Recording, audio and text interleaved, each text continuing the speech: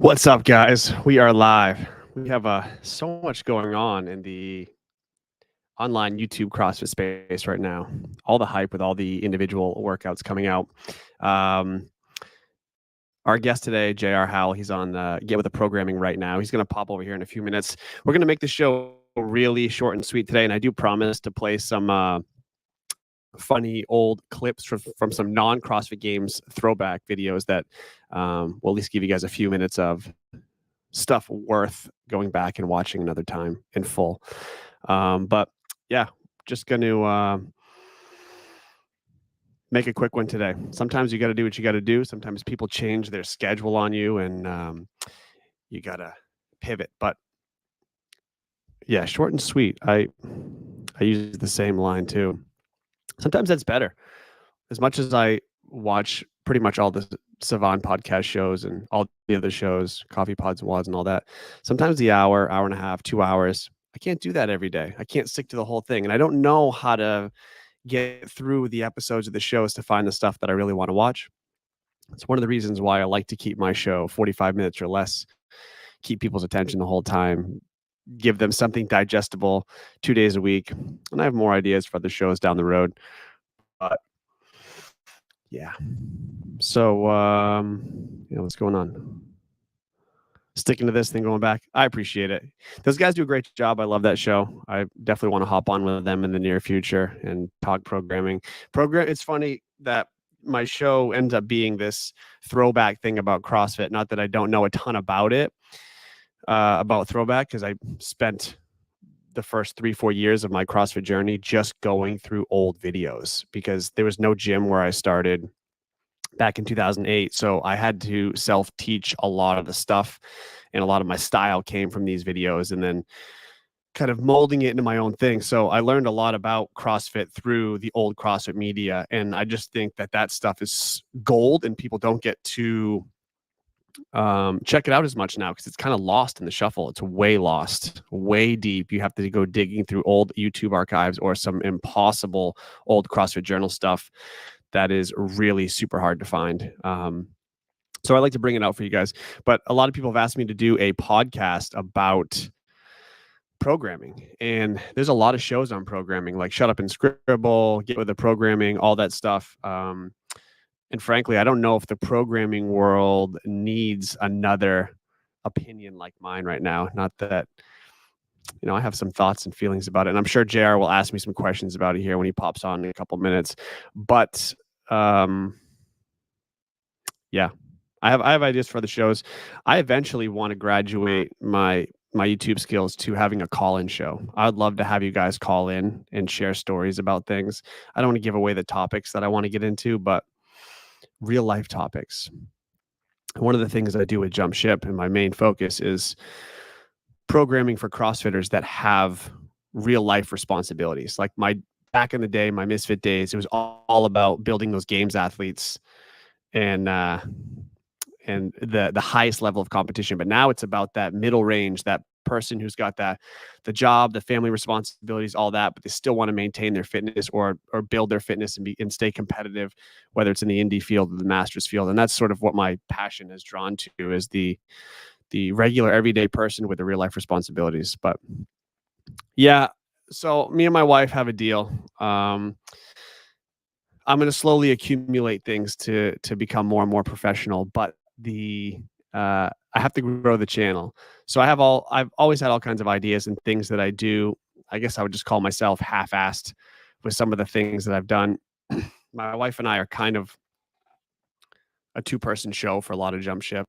And so she needs convincing that I'm going to stick with this and that I can grow this big enough before she's going to put a bunch of money into it. Let me buy all the fancy things. We're almost at 1,000 subscribers.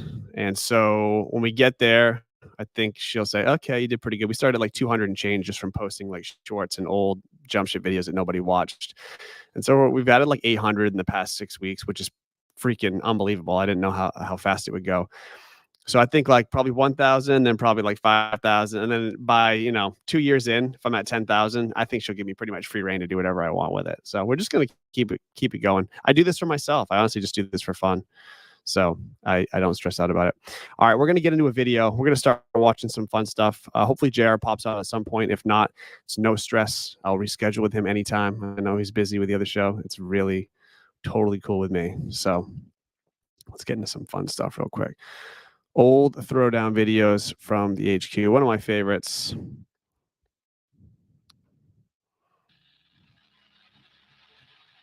Request for 300. So if you watch this video closely, you'll see you recognize that guy. That's Adrian Bosman.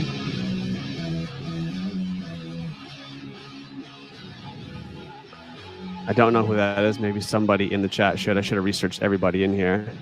We've got Tony Budding throwing down. These guys are just building up to a 300-pound shoulder to overhead anyhow back in the original HQ.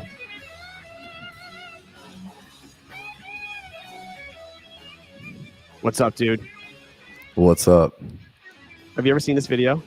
No, this is awesome. This is the quest for 300 back in the original HQ. So we have K-Star, Boz, Tony Budding, some others in here, just building a 300. Just giving the fans a little intro. I love that little caption right there. Adrian has a history of dislocating his shoulder. Oh, I know.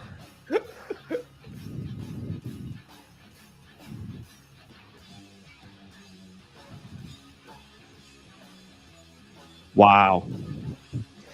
You think if I get to 5,000 subs, I'll get my own plane? It's possible, especially out here in Hawaii. You can get a mini little plane and fly inter-island. I love the behind the neck. Behind the neck jerk is something that used to be a big CrossFit thing that nobody does anymore. Freddie Camacho made it super popular, even behind the neck thrusters, and it completely went away. Do you think that movement would ever be programmed in some sort of strength test where it wasn't just you got to get it there to overhead squat it, but it's just like shoulder to overhead anyhow, any grip?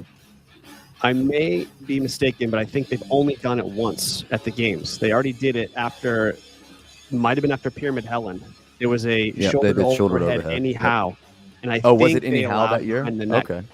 I think I'd have to go back and watch, but I almost remember, I might be making that up in my head, but I think you could go anyhow that year, and I haven't seen it since, and that was like 2011 or something.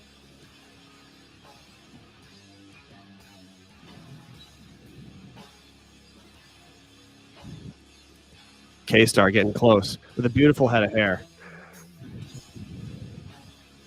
I still remember the moment when K-Star appeared with all of a sudden a bald head shaved. He had that surfer rock star hair, and then all of a sudden he was bald one day. I was like, what? Someone told him it's time to come on home, buddy. I know. It's a fate we may all face someday. It's so cool too, like at least for me, to see people just doing hip extensions in the background, seeing someone up on a stationary bike up top, watching all of them lift. Like, I mean, classes and, you know, your affiliate, my affiliate, they have to be so structured. You always have more than 5 or 6 people in a class, but here they're just people doing their thing, watching people lift. It's like, it's cool. It's weird. It's not something that you would kind of see. It is weird. The feel to this gym is so unique and so interesting to me. Obviously, like what CrossFit was still really getting the kinks worked out of it and how it would be. I mean, this was before CrossFit was supposed to be for classes. There was no affiliate class necessarily. It was people throwing down on Greg's workouts, and he had a lot of one-on-one clients. So it's just so unique. All right. What's up, dude? How are you? What's up? I'm good. Hey, yeah, thanks for bailing on those guys for me. I appreciate it. You really didn't have to, and I would have totally rescheduled. I'm so chill about this, but I appreciate it. No, I get how it is to like kind of have a schedule and try to stick to it. And no one could have foreseen the events of yesterday. So obviously we're all like, dude, we can talk about this all day long. It doesn't matter who we talk about it with. And it's just like, no, this is cool because it's it's different. And truthfully, and people that know me closest know that like back in the Misfit days with you and Sherb, and like that was the podcast I would listen to. So the way that I started to get knowledge about programming, about what people would dose competitors with versus people that were kind of on just a more of a general fitness track, like came from you guys. And it's really, really cool that I'm even on a show with you, to be honest with you. Oh man, thank you so much. Like yeah, it's funny. It feels like a I know it lifetime probably ago. feels like forever ago for you, It right? does. It feels like a completely different lifetime being in that studio with those guys working on projects then. And my personal mindset has completely changed as to like what I want to focus on. I was actually saying during the intro, back in the day, my focus was all about getting those high level athletes to the next highest level. And now I still have some one-on-ones I work with who probably going to make the games this year, Masters, and I have a female who has a real good shot this year. But I like to give them my like one-on-one attention, but to the masses, I like to talk about like, hey, how fucking busy are you in your real life? Like, let me guide you through what no one else is talking about when it comes to you don't need 3 hours a day to be competitive and make even online semifinals or whatever else. And so my passion is just like, hey, let me help you guys navigate the pitfalls of training like a competitive athlete. So shifted, but I appreciate you saying that. I spent Yeah, too many dude. No, years doing like this I stuff. mean, so I guess in the early years, it was like you sure been Drew, Drew right? And and then yeah, Hunter kind of came Hunter into the came mix, later. right? Yep. Yep. Yeah. So no, I remember just there wasn't a lot back then. And like I tell Sevon all the time, like, dude, Barbell Shrugged and Wadcast podcast was all I had to listen to. And even when I started, I went back and just watched all of them. Like I was a home health nurse, so I would just drive around in my car all day. And I was like, all right, well, I'll just go listen to Julian Pinot on the Wadcast Right. podcast talk about strongman. And I was like, no CrossFitters have hamstrings. I'm like, okay, cool. That was a cool podcast. And then I'd go and listen to I'd listen to Armin and I'd listen to you guys. And it was like there just wasn't a lot. And then there was a weird period of time where everyone said it was like too saturated. And maybe just because I'm a huge nerd, I never thought that was the case. But now it When do you seems think like that was? What year range? around the time that CrossFit was actually at its peak, which is even more ironic to think about, is that Like people would say, 18? yeah, like there's too many. There are too many to listen to. And I'm like, Yeah. but now people are starving for it again, which is interesting. And I don't know if maybe it's because the bubble is smaller and the people who are true fans of it, there's just less of those people and they're all watching and consuming the same 4 or 5 podcasts, or if just like there is a growing interest from the newer CrossFitters that are like, hey, I don't know anything about this, and I want to listen to people talk about it that seem knowledgeable.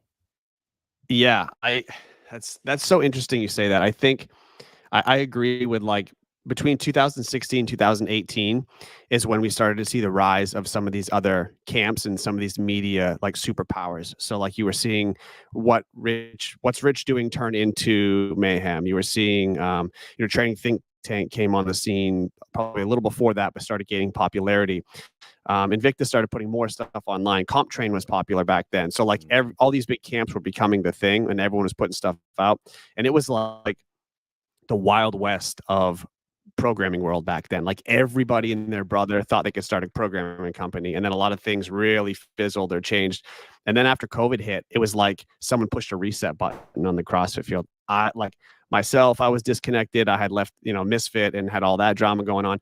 Other things were changing. Coaches were shifting around. The whole landscape changed during COVID because I think a lot of people just felt really, I mean, everyone had their problems during that time, and now like the thing that brought me back in is the stuff like Savant's podcast and Coffee Pods and Wad Show and even Barbell Spin and all those things brought me back in when I was like at my lowest, pulled out of it. Like, man, do I have to actually shift careers after 12 years of doing this? But then like I got sucked back in and now I feel like I have a stronger drive than ever, which is like awesome. And I think That's it's a really lot to cool. do with online media stuff because now that I live in Hawaii, you got to imagine my circle is very small of the people around me, right? I don't get to travel as much. And so being able to connect with people like you and others online is like immensely helpful for me to keep my head in the game. So Yeah, and you have to yeah. forgive me for asking because I know like I don't know which island you're on, but are you anywhere close to Lahaina? So not currently. I opened a gym in Lahaina Okay, since the fires gotcha. for people over there. So I have a very small 1,000 square foot like CrossFit gym that we partnered with 2 people over there who were coaches at a different gym in Lahaina that closed down. And so we kind of like help them get it up and rolling and how they run it. But I'm on Oahu, and Lahaina is in Maui. Gotcha. Yeah. So we went to my in-laws have a timeshare in Maui, and we were there. Oh, nice. And I met the owners there. This was like 2 or 3 years ago. Super cool people. I think that was either right before or right after. I want to say it was right before Freddie and China went out there and were like training at that space. So it's like they were just really cool people. Obviously, it's a incredibly beautiful place. I think we're supposed to go vacation there with them again, maybe this upcoming winter. But yeah, I was just curious. Good. Like, obviously, I'll shoot you some text off and just ask you like if there's a place to train where I need to go and all that kind of stuff. So. Oh yeah, well, I'll get you set up out there in our spot. Not a problem.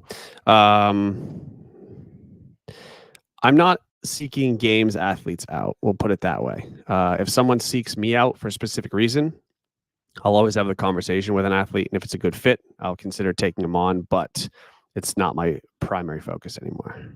What are you training? Like, what's your focus currently? Obviously, you have your gym and you have a lot of high level athletes there.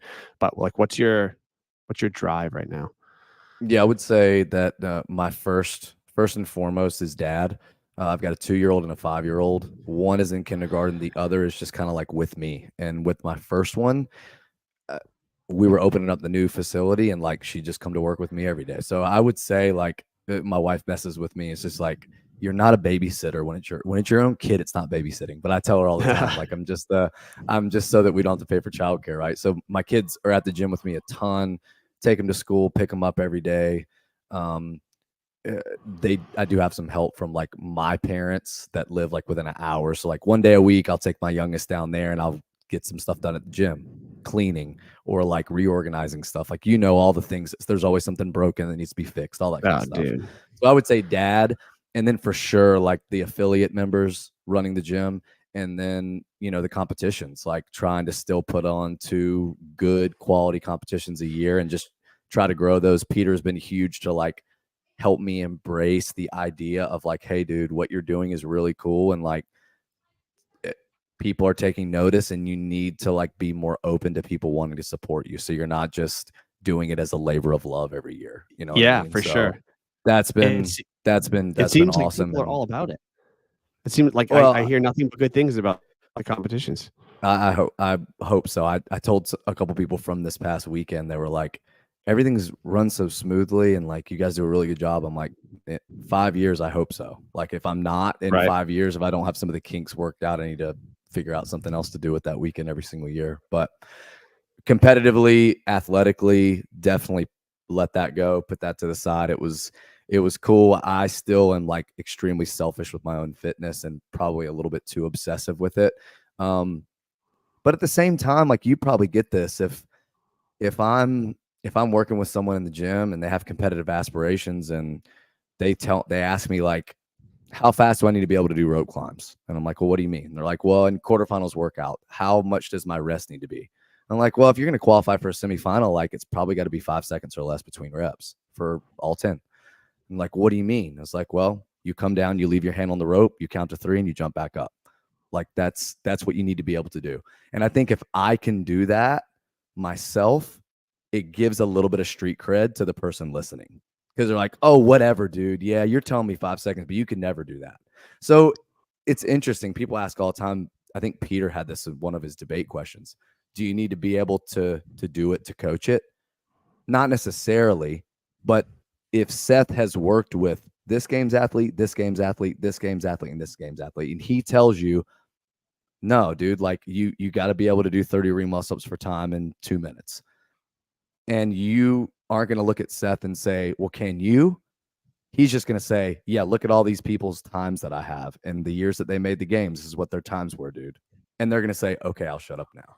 So I think like, unless you have that track record, which I don't, then it kind of helps to be able to just say, well, when I did the workout, I did this. And so I think other than just ego, trying to hold on to as much fitness as I can is still really important to me.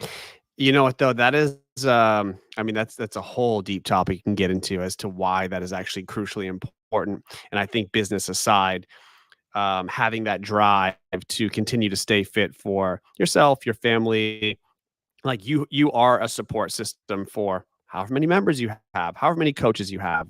Again, your family. So like being able to take care of yourself and prioritize that is something that I actually struggle with because I always am prioritizing like, oh my God, we are a very small group at Jump Ship. We have 5 gyms that we're balancing with a bunch of different partners in different locations. And the online company needs this, and my remote clients need that. And I'm like, I could just justify skipping my own training for the day. And I've done that so many times to myself and I stay on myself about like, dude, just do the class workout and walk out of the gym and you're going to be fine. So like I'm on this path of just like being consistent with my just general fitness and staying in shape. And I'm about to turn 38 in a couple days. I feel great. I feel like I'm in my 20s still. And like, that's good for me as long as I'm feeling like that. Right.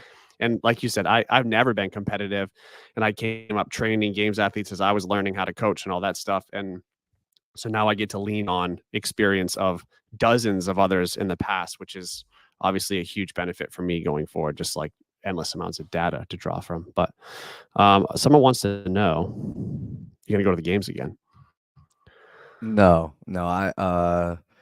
Is that a Taylor no, where it's like, I'm not competing, and then Taylor's going to end up getting to the games this year after he said 30 times he's not going to? No, I will remove myself from the possibility. So like I did the open this year. Fair enough. I signed up for it. I submitted scores and I told everyone I will not sign up for quarters because I know what'll happen if I do. If I do, it's not even, it's just going to sound really weird. I feel like I didn't get anything out of competing at the games. I didn't feel that thing that like I felt when I played basketball in college.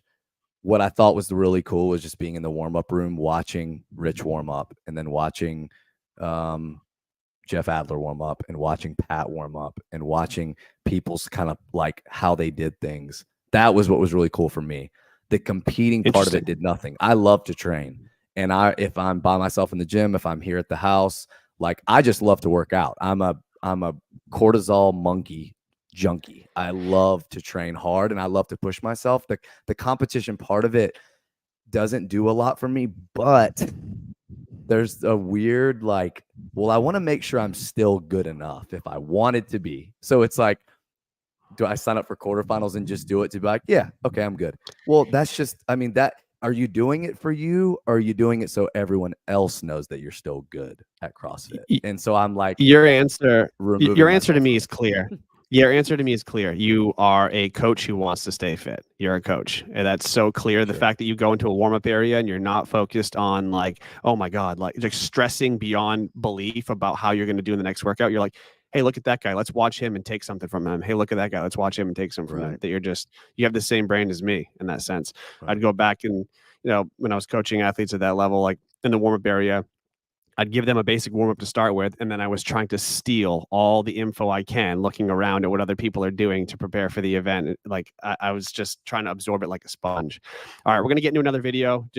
It's like obligatory that we play little videos around this, and this is one that everyone can get down with. I imagine you've seen it. Probably the last video of the day, honestly.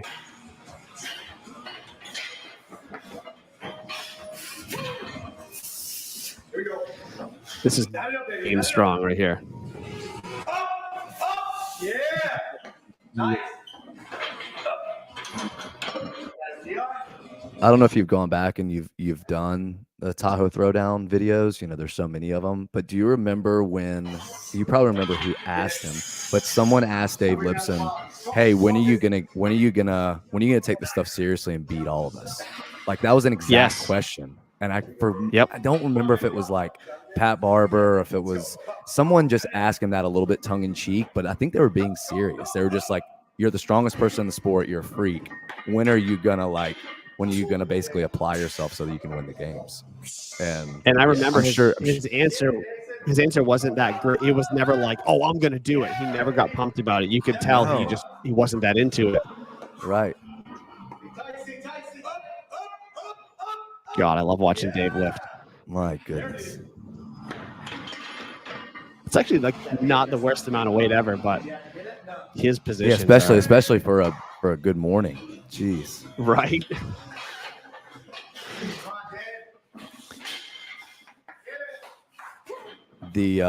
I'm sure you played it. Him doing Isabel is still so impressive. like when they raced Isabel at that seminar? At the USAW meet, him and Right. Josh Everett. Yeah, I just played it for John Young on the show like a couple weeks ago. That's he what had I never thought. seen I it. thought I remember seeing Yeah. it. Oh, he'd never seen that? Oh, man. He'd never seen it. He was like, John "What? Young would have What the loved hell Dave is this?" Lipson. Yeah. Oh, I know. Yeah, baby. See, to me, we talked about peak CrossFit in terms of like fans and how big the games were getting, like somewhere between 2016 to 2019 in that window probably. But for me, this was peak CrossFit. This was like when we hadn't figured it out yet, and we were just like into throwing down. There's so many videos of people just competing within their own gyms, like I don't know. I was always drawn to the Aromas style CrossFit Games of throwing down in the dirt. It's just like it's getting together, making a mess, like just like standards were shady to say the least, and then it evolved naturally, and of course I went with it. But like these sort of just gritty performances are what really draw me in. Still, the grittier the better. Yeah, like the Tahoe Throwdown series is one of my favorite things to watch for sure. I mean, I'll still go back and watch stuff like that. I mean, dude, even the I think the 10 down to 1 clean and jerk with Cindy after every round that like Khalifa and Spieler did, like stuff like that still holds up. Like, not only do they still hold up for most Gen Pop as like, hey, 20 years later, you probably still can't beat these times of these guys. Oh, but totally. it's just like it's super grassroots. It's super, like you said, it's not someone pausing to see if anyone met hip extension. It's just like, hey, we're just gonna race, and no one paces anything, which is really, really cool to see. Like it's so scientific now that it's almost like you can manufacture good scores just because you're smarter than other people, and it's not just like you have to just go as hard as you can, as fast as you can. I totally agree that, and obviously the strategic like games IQ has gone up so much, and that's a really important part of the sport progressing. But the max effort is way more fun to watch. Like you're talking about the Tahoe things, the video of Spieler and Pat Barber running down the hill to finish their like 3-round little thing, and Barber dives headfirst into a barbell to try to beat Spieler. I mean, just dives headfirst into a barbell. Like it's like the epitome of amazing. Men will die for points. Like, it's awesome. Yeah, absolutely. Yeah, that's the shit that fires me up. You kind of saw maybe a little shift, and this is going to go down rabbit holes, but this is just where my brain goes, where you had Adrian come and take over, and he mandated things like, hey, I know the row doesn't matter in Jackie, so I'm going to make it matter. Yep. Do you think if just things would have stayed the same and things didn't go back to being collaborative like they are now, that we would see things more so like, hey, you guys are going to do Murph, but after the first 100 pull-ups, half the field's going to drop. And then after the push-ups, the rest of the field's going to be cut. And that's how we're going to let you race, where it's just going to be like, I'm going to make it to where you can't pace things anymore. That not all the time, just like once at the games, like 1 out of 10 events. That's absolutely an element that I would like to see them go towards. As much as I like that we went back to simplicity in some sense for this like semifinal we see, I feel like the games is the place to go way out of the box and test people on things like that, like the mandated row or run pace, or the cutting after, where like, there's 10 people starting the heat, you have to complete a task, but guess what? There's only 8 sets of rings on the other side. If you're not one of the first 8 of those rings, you're out, sort of thing. Like that's way more exciting to watch, and that's a fun video, huh, guys? The Castro deadlift, epic. Yeah, I would love to see more, I don't know, gauntlet style or whatever you want to call it, and because the games are an exhibition, and they are more of a sport than like a true test of fitness. And I think they should lean into it more and make it more spectator, like exciting, friendly stuff like that. That's what I would like to see. Well, and this is something I think I say a lot in competitions now, and I think it holds more weight the better people get. But just the idea of not seeing a lot of AMRAPs anymore because essentially punishing someone with more fitness for doing more work and then having to still complete a weekend because of it. But something as simple as we're going to take everyone to a track, or we're going to take everyone to Dickey's, and we're going to line this track out. And this is what we're going to do. We're going to start a clock, and we're going to go every 3 minutes. You're going to run a 400. The last person's out. And we're going to keep doing that until there's 2 people left. And that's what we're going to do. Now, you have all these people kind of like, you had people deadlift a lot more reps at Rogue than other people. So were they more recovered going into the next workout? Sure. While I don't think it would hold up as something you do at the beginning of the week or even the middle of the week, but having a finale like that that's so raw, that's just like, hey, we're just going to be just a true death by. We're just going to keep going until there's 1 person left. And that's what we're going to do for the final workout. Not very spectator friendly, but also very spectator friendly. You better be careful with those ideas, because someone's going to come knocking to pick your brain a lot more on that stuff, because I feel like that's like about as basic as it gets, as far as like, what can we just watch? Why haven't they done it? Primitive thing ever. I don't know. Why haven't they done it then? Why? Like, there's no good reason why they haven't done it. Yeah.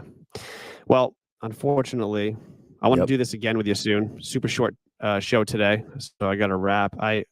Like you, I have responsibilities, unfortunately, and they came knocking just now. I got you. All good, dude. So yeah, thanks, man. If you want to do it again, we can do it again. Maybe after semis wraps, bring you back on if you're up for it. Yeah, I'd love that, and we can kind of get into the workouts and how they unfolded and stuff.